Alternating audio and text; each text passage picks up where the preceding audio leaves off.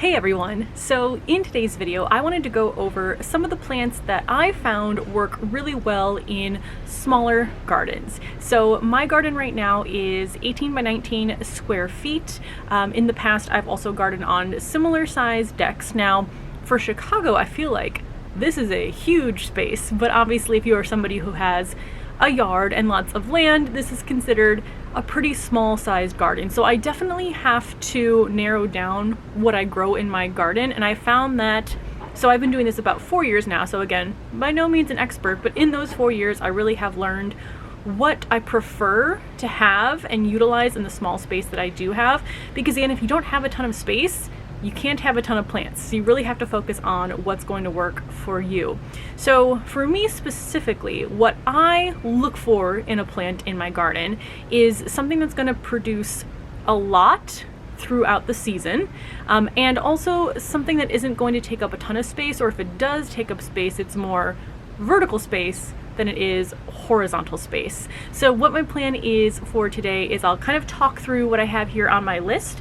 I'm not currently growing every single thing on this list, but I am growing most of what's on this list. So I'll also put in clips of how these different plants look in my garden, so that if you're looking for something in your small garden, although these can work in large gardens as well, you can kind of see how they work, how they look right now when they're really at their peak, I'd say.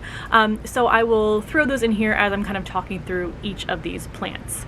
So one thing I have realized, and more so this year, is that because I don't have a lot of space and I change my mind fairly often, I'm definitely preferring annuals over perennials, because if I have a lot of perennials, then I know that I don't have that container space for something different next year. So for example, I had delphiniums, which I planted, was it last year or 2 years ago?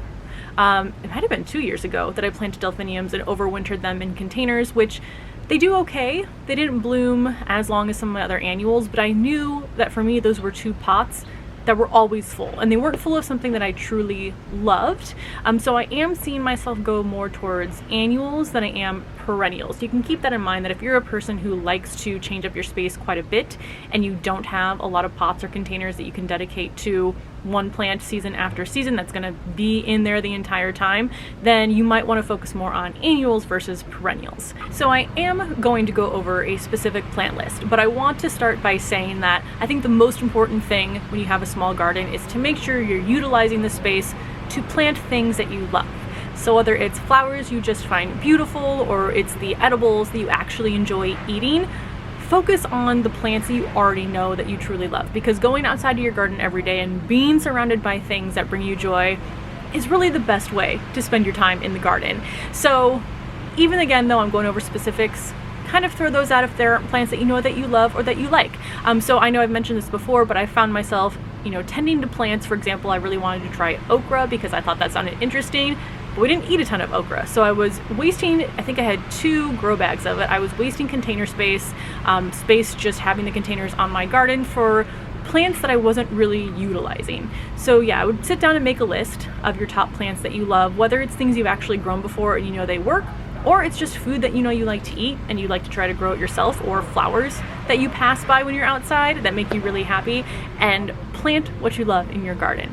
So now let me jump into my list here. I'm gonna go through flowers first and then fruit and veg after that. So I would say first off, zinnias. Get zinnias, and I recommend buying seeds versus store-bought, just because I found that the seeds, the varieties I can get from seeds versus one I can get in store, are just much more prolific. They always seem to do a lot better for me, so I would recommend seeds, and I'll go through and I'll show you the specific ones that I'm growing. But with zinnias, many reasons why I love them. One, there's a ton of different varieties and colors, so you can really find the colors or the types that bring you joy.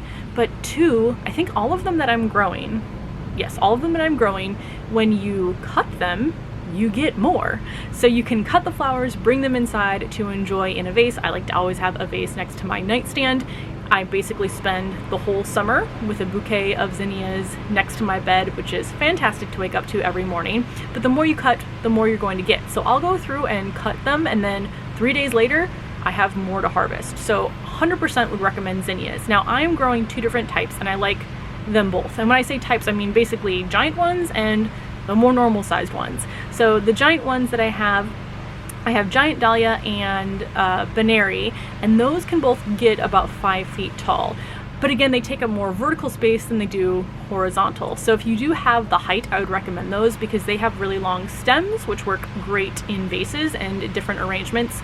I also have some shorter ones. So I have the Queen Lime, I have Zinderella Peach, and Oklahoma Pink, I think are all of them that I have. Those get to about 2 to 3 feet tall. The stems aren't quite as long, the flowers aren't quite as big, but same thing. The more I cut, the more I'm getting. So I absolutely love it. They last really long into the season. I think they're one of my last flowering flowers that I have typically in the season.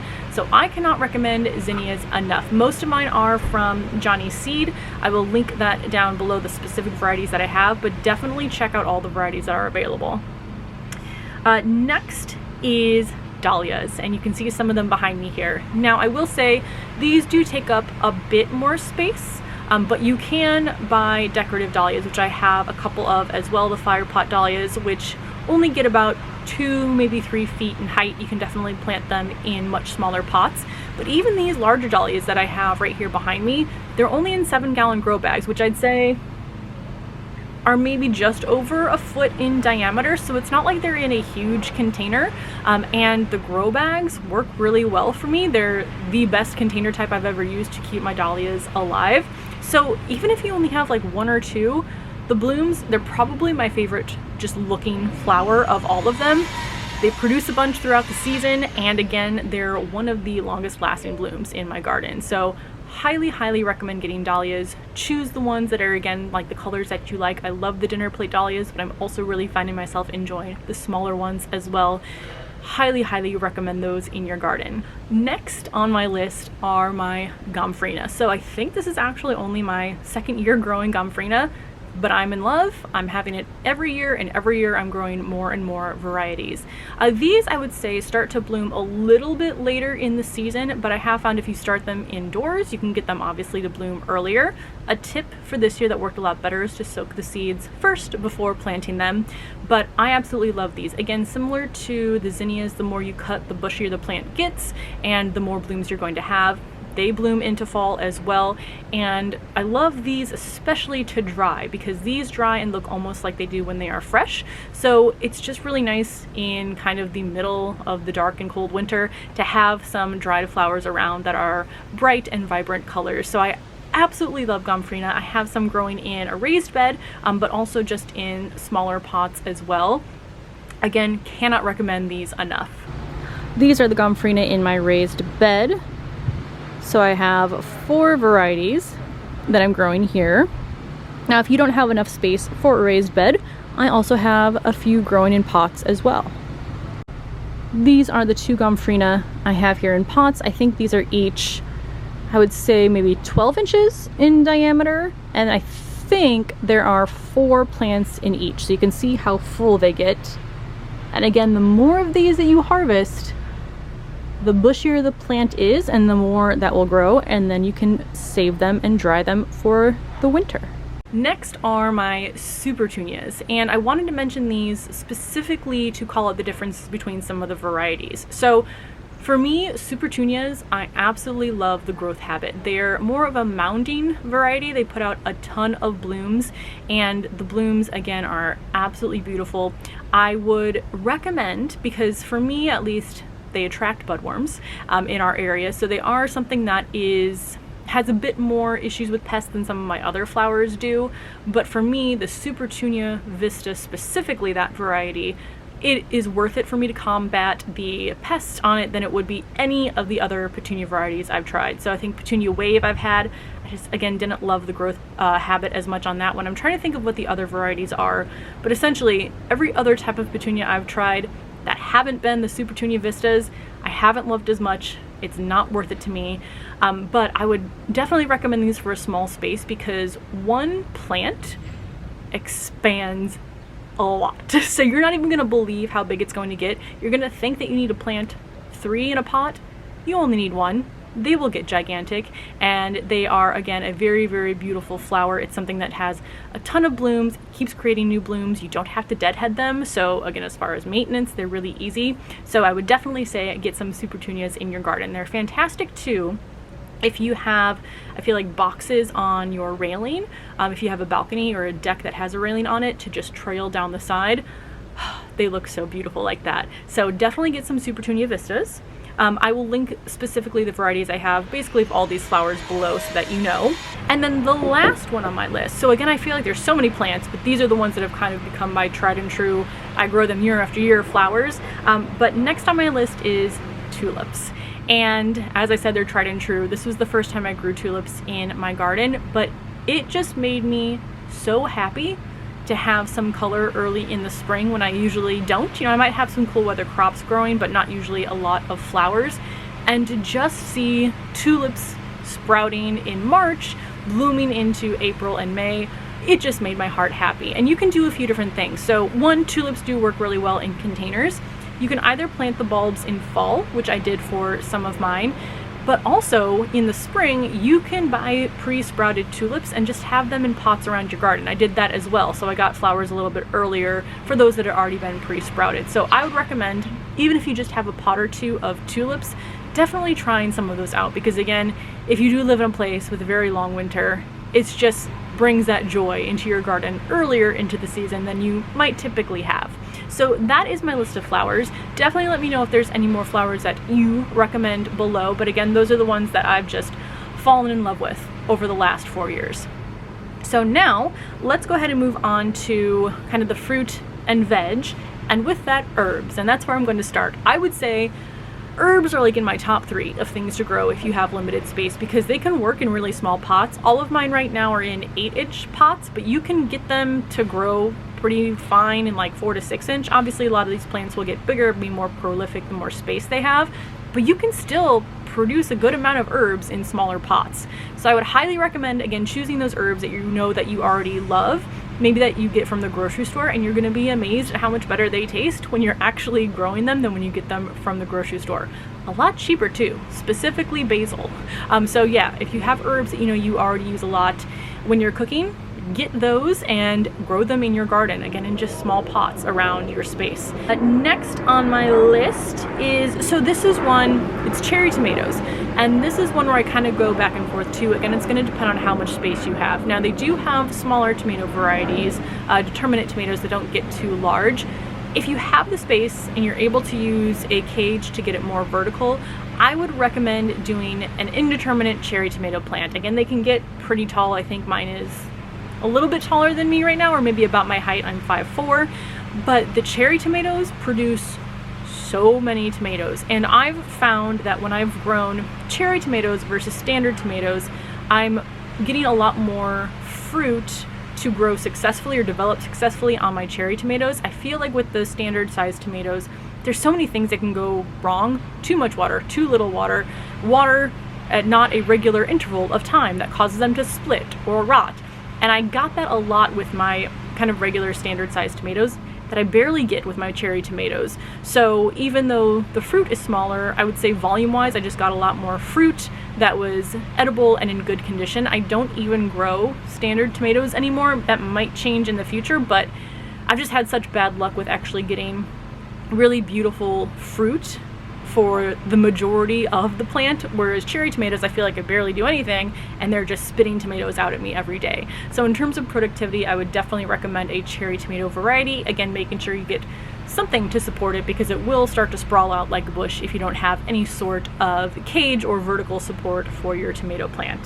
Next on my list are peppers. So I grow a lot of green peppers. I've done some jalapeno peppers in the past as well, but this is just another plant where I feel like I come out almost every day and there's more fruit that's ready to harvest off of the plant. So I would definitely recommend peppers, again, if you like to eat them.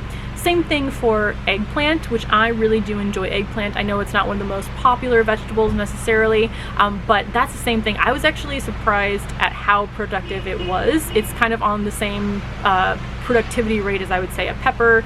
Also recommend zucchini. Those kind of just continue to push out fruit. But I would say I found pepper plants and eggplants specifically to be less prone to dying early in the season compared to zucchini. So I know with zucchini you can get a lot of pests that will attack your plant and kill it, and I tend to find that by now if I do have a zucchini plant it's usually already dead, whereas my pepper and eggplants are still going and still producing. So that's just been my experience with them. But if you like those vegetables, I would definitely recommend adding those to your garden. Same thing with green beans. So I just had green beans I think for the first time this year, and again they just put out a ton with only one plant. So I absolutely love those for vegetables. I'd recommend having those. Some cool weather crops as well. Highly recommend radishes for a few reasons. One, they are a cool weather crop, so you're going to be able to grow them kind of in the off season of when you're growing most of your crops. And typically the maturity is only 30 days, so you can get those rotated in your garden pretty quickly. So I can put them in a pot that I know I'm going to have some annuals in for the summer, and by the time I need that pot for my annuals, the radishes are ready to harvest. So definitely recommend radishes. Another cool weather crop that I really enjoy is snap peas. Again, because they grow on a trellis, you can again have that vertical space. It looks really pretty in the garden to have them climbing. I mean, I love the plant itself, so it's just kind of an added benefit that it puts off a vegetable that I enjoy eating as well. But you can get some really pretty varieties too. One that I grew last spring and fall, I forget the name of them, but they had deep purple pods. So you had the green of the leaves and then these deep purple pods, and they were just really pretty, as well as being something that's edible in the garden. The last one on my list for edibles is lettuce. So this one again is a cool weather crop.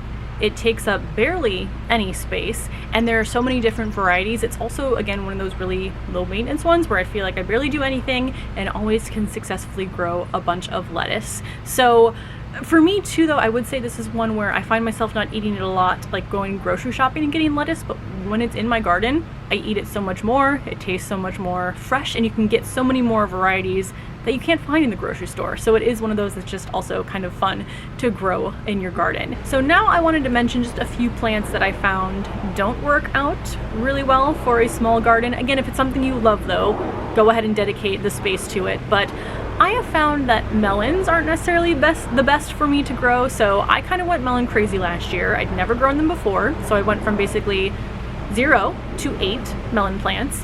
And that's when I realized how much space they need. So obviously they're going to vine out and take up a lot of room. I didn't have any sort of vertical support structure, and because they will form the fruit that's a bit heavy, you also need a support structure that's going to be able to hold that fruit. I just let them sprawl. I was basically stepping over them every day trying to maneuver my way through the garden. So I have one cantaloupe plant and that's it, because cantaloupe is my favorite melon. So I figured if I'm going to have space for one, that'll be it. But again, if I had maybe a better vertical support structure, I might grow more, but also they don't produce a ton. I think each plant I got maybe 3 melons from, whereas, you know, 3 melons versus a pepper plant that I don't even know how many peppers I get each season from that. It just makes more sense to dedicate the space to more productive plants in that sense. Similar to melons, things like pumpkins, which I thought it would be so much fun to grow my own pumpkins.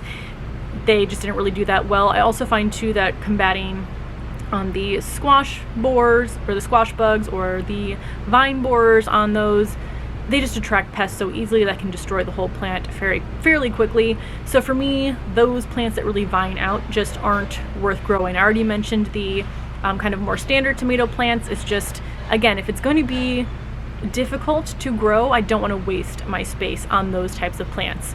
But really anything other than that, I wouldn't say there's something that I'm definitely not growing again, but I'm just finding like if I don't love something as much, I'm probably not going to try it next year. If I do love something, I'm going to try 10 more varieties of it the following year. So that's kind of how I am as a gardener. Those are my recommendations for plants that work really well in my smaller garden. Again, let me know if you have either plants that have worked well for you in a smaller space down below, or plants that have not worked well at all down below, just so we can all, again, learn from each other. So I think that's going to be everything for today. Thank you so much for watching, and I will see you in the next video. Bye.